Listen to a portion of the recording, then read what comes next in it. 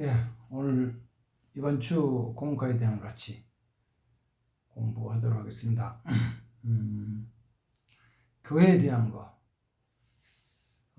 이번 주하고 다음 주 2시간 같이 더 하도록 하겠습니다. 오늘은 그 성경 말씀은 사도행전 2장 42절부터 47절까지 사도행전 2장 42절부터 47절까지 말씀입니다. 제가 보겠습니다. 그들이 사도들의 가르침을 받아 서로 교제하고 떡을 떼며 오로지 기도하기 힘쓰니라.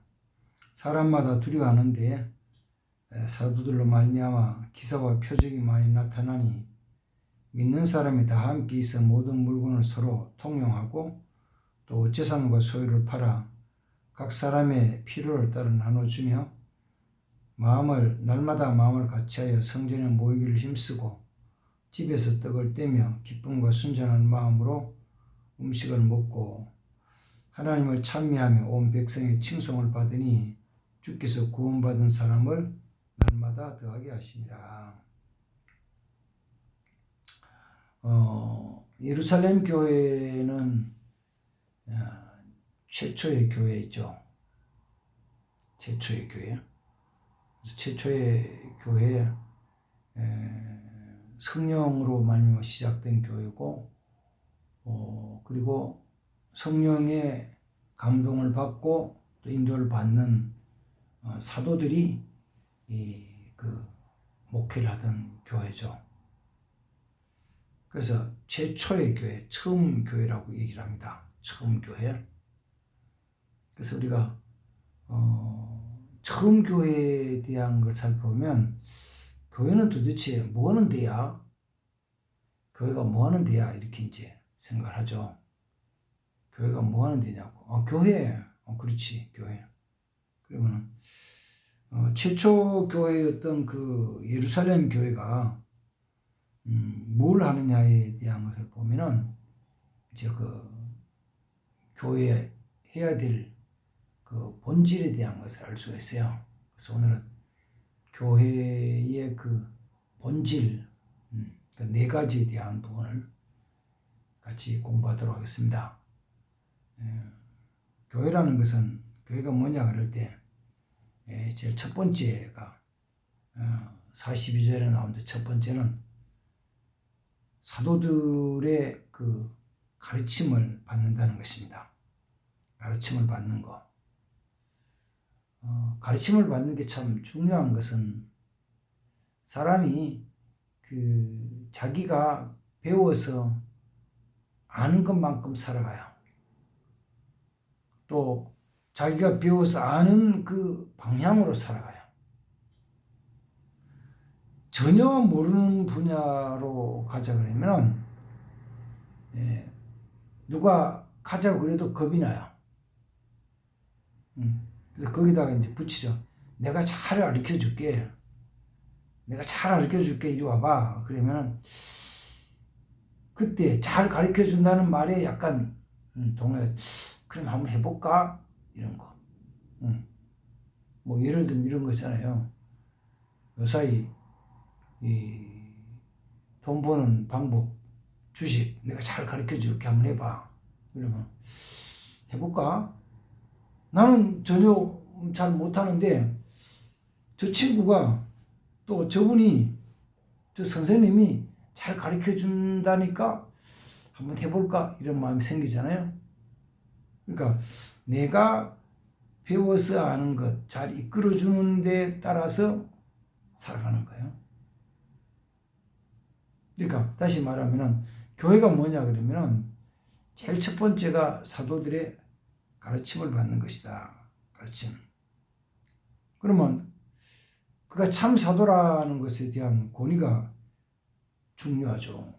성경에서는 그 사도의 권위를 예수님의 그 지상적인 사역과 또 부활의 권능, 능력을 본 자들,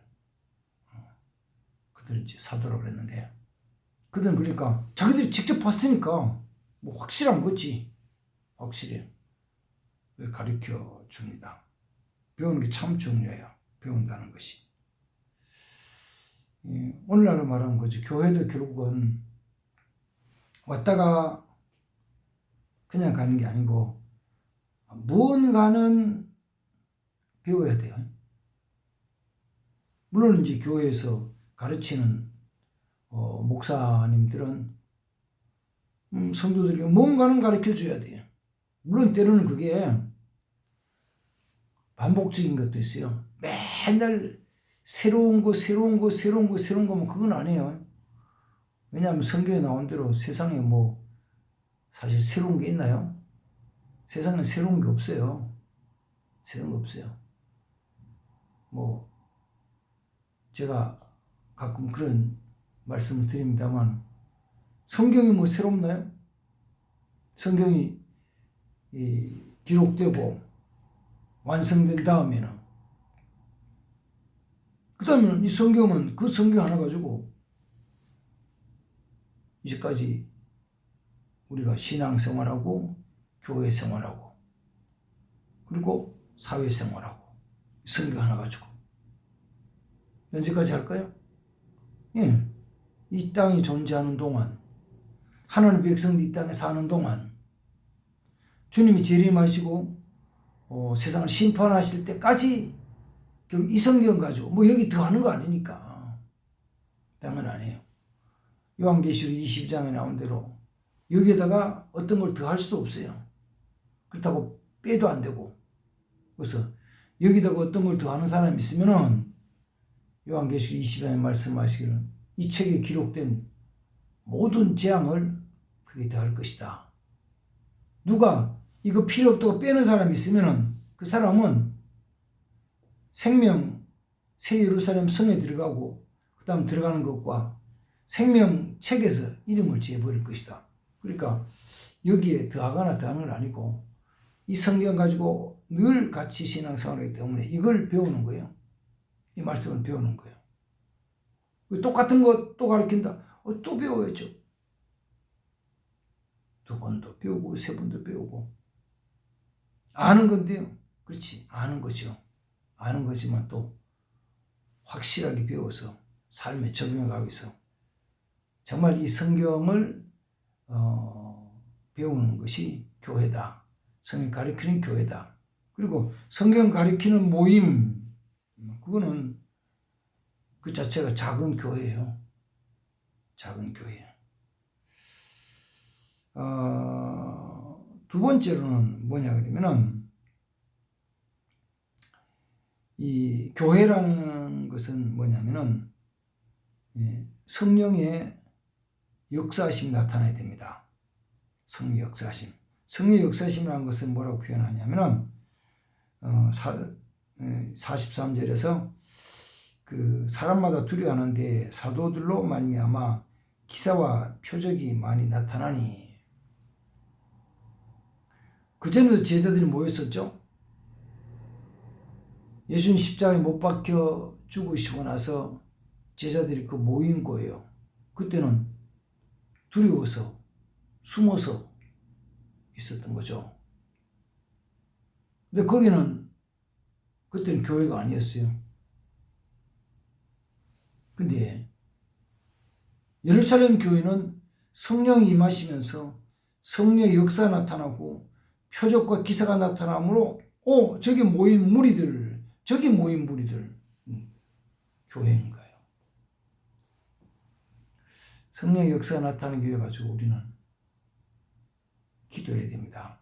목사님 저도 마찬가지고요. 우리 구역 식구들도 그냥 구역 모임을 뭐 목사님 이렇게 해주시니까 그냥 이거 뭐 하자 이렇게 생각하지 말고 뭘 해야 되냐면은 2명이 모였든지 3명이 모였든지 그 모인 곳에 성령님의 역사가 나타나도록, 그리고 우리가 영혼교회라는 공동체에서 함께 모였을 때도 성령의 역사가 기사 표적으로 나타나도록 기도해야 되고, 사실은 성령 역사 나타나는데 그걸 깨닫지 못하는 사람들은 이상한 일이다 이렇게 보는 거죠. 이상한 일이다. 이상한 게 아니고 하나님이 역사하신다는. 그 교회는 모이면은 성령님 역사하셔요. 역사하셔요. 가만히 생각해 보십시오. 영흥교회도 1985년도에 교회가 시작이 돼가지고 1985년 10월 달 시작했으니까 만 38년이 지나갔잖아요.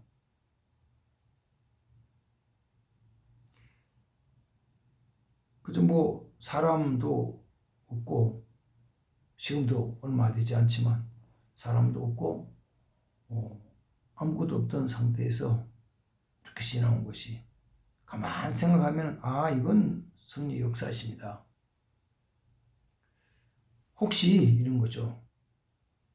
지난 주일 12월 17일 주일에도 성령 역사하시는 걸 혹시 느끼셨나요?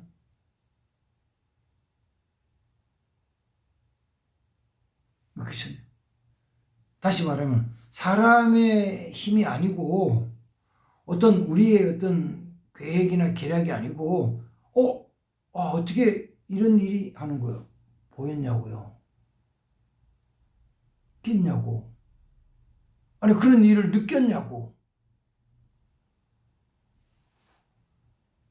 그러면서 이건 우리가 한 게 아닌데, 목사님 저도 한 게 아니고 제 아내가 한 것도 아니고 어떤 권사님과 집사님 한 것도 아니고, 이런 역사가 나타나는 일이 있었네요.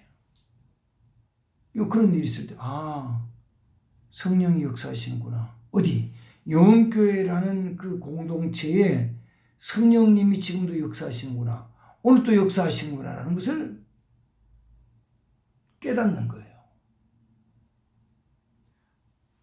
성령의 역사하시면, 하나님 영의 운행하시면 창세기 1장 2절 속에서 하나님이 천지를 창조하시기 전에 땅은 공허하고 그 다음 또 여호와의 신은, 혼돈은 땅은 공허하고 혼돈한데 여호와의 신은 수면 위에 운행하였더라. 여호와의 신은 이 세상이 만들어지기 전에도 여호와의 신은 운행하고 계시는 거예요. 성령 역사는, 하나님의 영은. 천지를 창조하신 에덴 동산 속에서도 역사하시는 거고, 하나님의 영이 역사하신 거죠. 그 하나님의 영이 선지자들에게 임하시고 하나님의 영이 이스라엘에 임하시고 하나님의 영이 운행하시는 거예요. 지금도 하나님의 영이 운행하시는 거예요. 지금 이렇게 제가 그 구역 공과에 대한 것을 영상으로 찍고 있는데도 제 마음에는 성령이 역사하시는구나 하는 것이 느껴지는 거예요. 느껴지는 거예요. 지난 주일날 또 성령의 역사하신 제가 예배 드리면서 가만 생각하고 아이고 성령님 역사하시는 거구나 느끼는 거죠.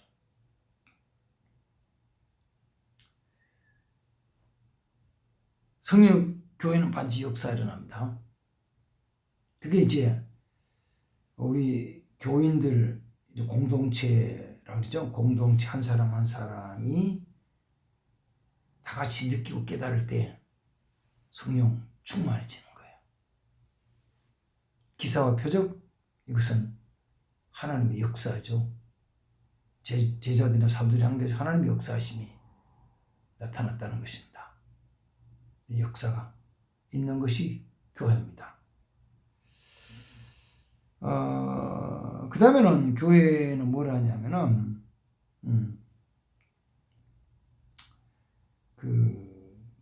떡을 떼며 서로 교제하더라. 떡을 떼며 교제하더라. 떡을 떼며 교제하는 거, 이건 우리는 그 단순히 음식을 먹었다는 것만이 아니고 주의 만찬하고 성찬하는 성찬이 있는 곳이에요. 코로나 기간 동안에 팬데믹 코로나 기간 동안에 할 수 없었던 게 있잖아요. 그게 뭐냐면은 같이 못 모이면은 성찬식은 못 해요. 성찬식은 그 주님의 몸을 상징하는 떡과 주님의 보혈을 상징하는 잔을 나누는 것을 내가 집에서 혼자 할 수 있는 게 아니라고요. 그 영상을 할 수 있는 게 아니에요. 영상을 보면 자 각자 집에서 떡을 한 쪽씩 준비를 합니다. 각자 집에서 포도주 한 잔씩 준비를 합니다. 그래서 같이 이 시간에 기도하고 나누면서 이렇게 나누는 아니거든요. 주님은 떡을 떼어서 제자들 주시는 거예요. 주님이 제자들이 잔을 주시는 거예요. 성찬식은 사실은 굉장히 중요한 예식이에요. 그게 나와 주님이 하나 되는 것을 상징하고 또 하나 되는 상징만 아니라 실제로 내가 느끼는 거예요. 느낄 수 있어야 돼요. 주님이 나와 함께 하시는 것이 나와 주님이 하나라는 것을 느낄 수 있어야 된다고요. 저도 이제 가끔은 그 성찬식 제가 집례를 하면서도 그냥 이거 떡 한 쪽 먹는 거고 내가 이 목사니까 우리 하나의 그 예식을 진행한다는 입장에서 이렇게 진행하는 경우도 있었어요. 있죠. 그런 때는 이거 정말 주님의 살이 내 속에 들어와서 내 안에서 그것이 그냥 있다가 그 배설물로 나가는 게 아니고 그게 내 속에서 내 안에 그 흡수가 돼가지고 그 떡이 나와 하나가 되잖아요. 포도즙이 내 안에서 하나가 되잖아요. 그래서 그게 내게 힘을 주잖아요. 내가 능력을 주잖아요. 주님 나와 함께 하시는구나. 그래서 내가 하는 일도 가만 보면은 물론 뭐 상반된 얘기 같고 상황적인 얘기 다르겠지만은 이게 다르지만은 내가 하는 게 아니라 주님이 내 안에서 하시는 거야. 전에도 말씀드렸지만 제가 교회를 개척하고 목회를 하면서 주님이 제일 첫 번째 주셨던 말씀, 이건 네가 하는 것이 아니고 교회는 내가 한다. 주님이 하시는 거예요. 주님이. 그래서 내가 했다고 하는 거 이거 별로 없어요. 없어. 주님이 하신 거죠. 나는 시키니까 하겠습니다. 내가 잘하는 게 별로 없어. 아무리 살펴도 잘하는 게 별로 없어. 누가? 주님이 하신다는 주님. 주님이 행하시니까 이루어지는 거죠. 자, 우리는 그래서 성찬에 같이 나누며 같이 모이는 거죠. 모여서 떡을 떼며 함께하는 하나 되는 공동체가 된다는 것입니다. 네 번째는 교회는 뭐라는 것이냐면은 사실은 기도하는 거.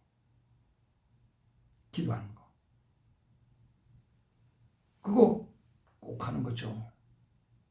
그래서 42절 말씀을 43절부터 47절을 풀어놓은 것이고 42절에서는 제일 끝에 오로지 기도하기에 힘쓰니라.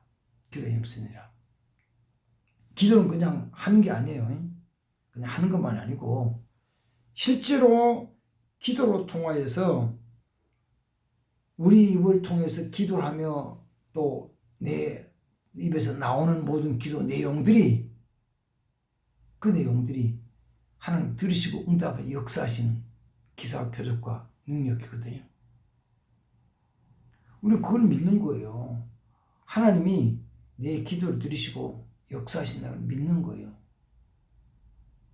하나님 역사하시는 것을 믿으셔야 돼요. 실제 일어나고 있잖아요. 그게 이루어지는 과정이 짧은 기간에 이루어지기도 하고 긴 기간에 오랜 기간 동안 이루어지기도 해요. 물론 우리는 짧은 기간 안에 금방 오늘 다 이루어지면 좋겠죠. 오히려 그것이 유익이 안 될 때도 있고요. 그보다는 더 오랜 기간 동안에 이루어지는 것이 더 큰 유익일 때도 있어요. 그래서 하나님은 가장 아름답고 유익할 때 이루어주시는데 그게 뭐냐면 기도로 통해서 우리 하나님이 역사하신다. 기도를 통해 역사하신다. 이걸 믿는 거예요. 결국은 교회가 이 네 가지 사도들의 가르침을 받고 성령의 역사하심 나타나고 성령의 역사하심 그 다음 또 성찬을 통해서 하나 되는 모습들 그러고 나서 기도에 열심히 하면서 그 가운데서 같이 힘써서 이루어 나가는 거예요. 물론 전체를 주관하신 것은 우리 하나님이시고 성령님이시죠. 주님의 교회니까 주님이 다스리시죠. 주님이 다스려 나가요.